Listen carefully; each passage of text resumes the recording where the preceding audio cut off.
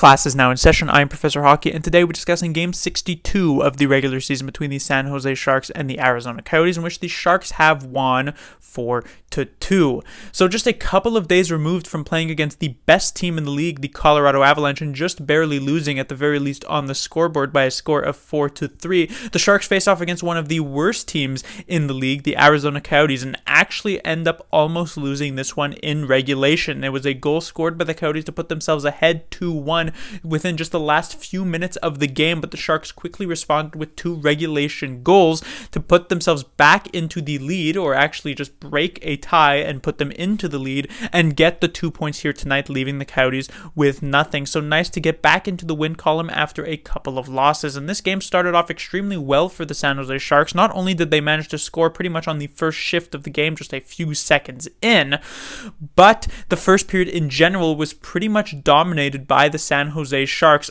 The shot totals might not tell that story, but in terms of actual chances, the Coyotes had basically nothing. Meanwhile, the San Jose Sharks had multiple opportunities to expand on their one-goal lead. In particular, a nice tic-tac-toe play set up by Brent Burns ended up being a nice save by Vedmelka for the Coyotes, and that made it so that the Sharks only had the one-goal lead going into the second period, but they certainly deserved more than that. However, since it was just one goal, come second period, when the Coyotes kind of equalized the play, they also managed to equalize the game, as noted Sharks killer Phil Kessel would score the game-tying goal, and this would end up being a 1-1 game after 40 minutes. Kind of a surprise after the previous matchup between these two teams ended 8-7 in the shootout. However, in the third period, after the first 15 or so minutes would pass with some pretty even play once again between these two teams, it would be the Coyotes breaking the tie on a pretty awkward play from Lawson Crouse after Reimer had just made two marvelous saves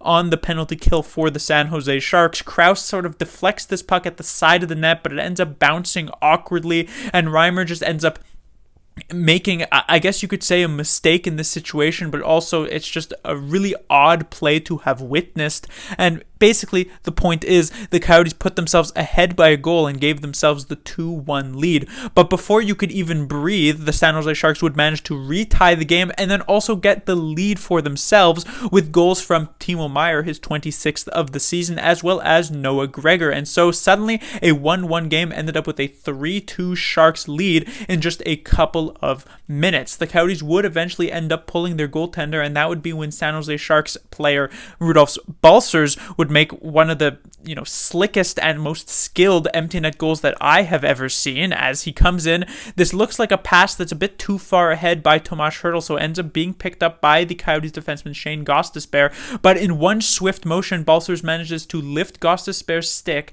steal the puck, and take the shot from a pretty difficult angle to put this puck into the empty net. Basically, if you had blinked, you would have missed this goal. But still, very impressive there from Balcers, and that would give the Sharks the 4-2 victory.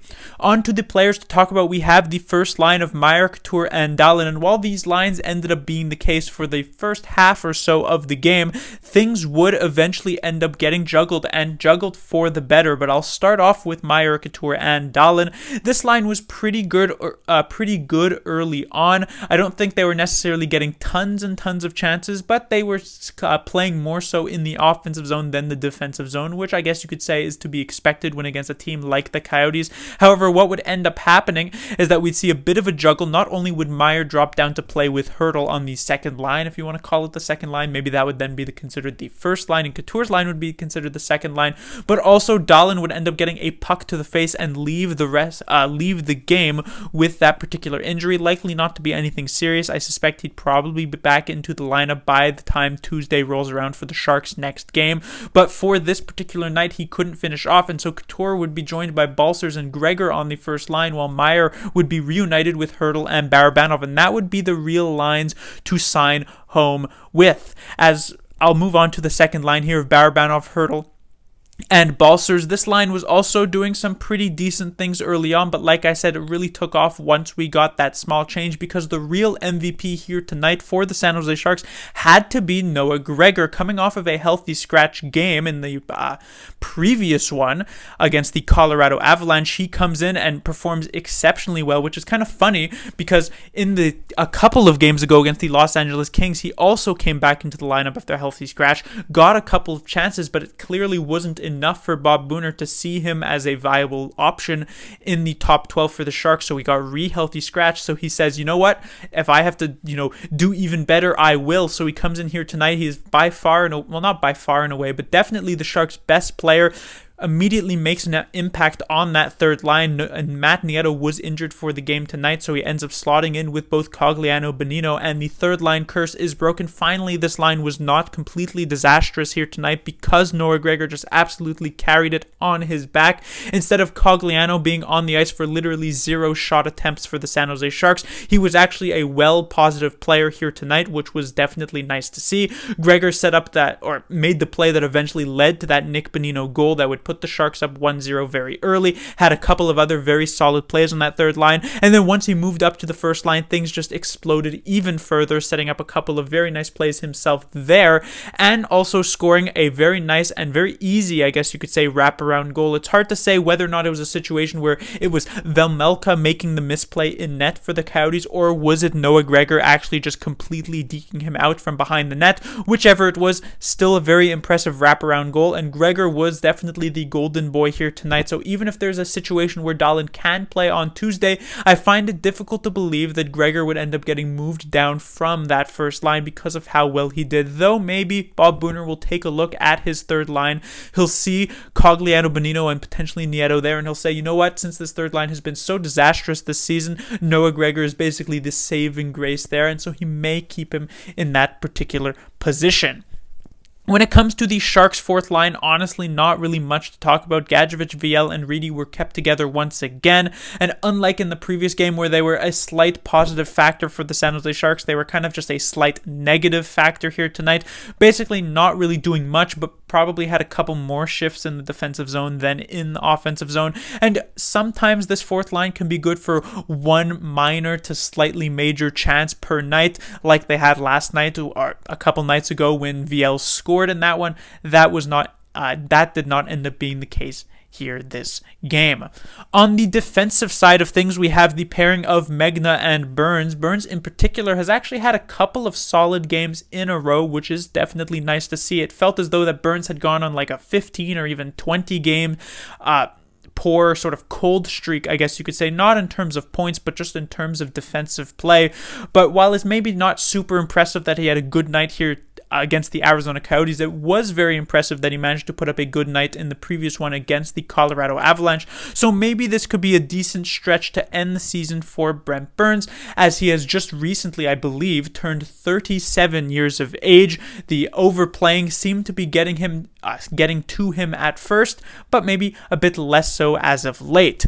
When it comes to his defensive partner, Jacob Megana, for this game, Megana, honestly, he's in a situation where he's not a terrible defenseman for the San Jose Sharks. He's certainly rather serviceable. For the problem here is for the Sharks, and you could say maybe this is because they're dealing with a lot of injuries on the back end. Ferraro, Knyzhov, Radim Shemek, but currently the Sharks are dressing about 3 to potentially even 4 defensemen who are certainly not terrible, but they're not necessarily super helpful in getting you to win those games, right? Middleton is definitely on the borderline. I'd say Middleton is probably leaning more towards a helpful defenseman, but when it comes to players like Milosh, Vlasic, Megana, these players aren't necessarily going to lose you games, though occasionally you could argue that Vlasic has done exactly that, but they're also not going to do really anything to help you win games either. And I think that was a big thing for Megana, as well as for the last defensive pairing for the San Jose Sharks. And this is definitely a problem for them because of the fact that when Brent Burns is having those off games,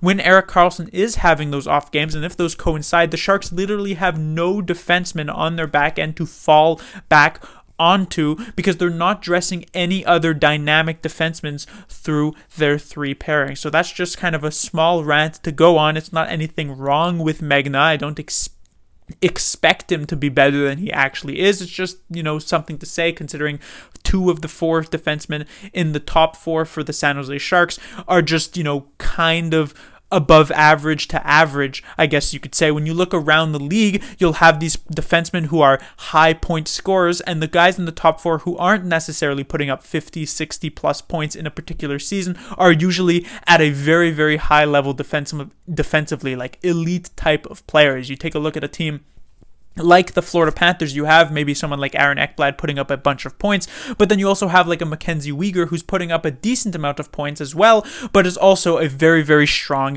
defenseman. When you take a look at a team like the Boston Bruins or something like that, you'll have a very similar situation where a player like Matt Grzelcyk is also putting up not a ton of points, but he's playing exceptionally well defensively. For the Sharks, Megana, he's not putting up any points really. He got, I believe it was his first assist of the entire year tonight, though he obviously hasn't played a ton of games, but he's not doing a ton defensively on that side. So it's a bit of an issue for the San Jose Sharks, to say the least, and maybe that gets solved when they get a bit healthier on the back end.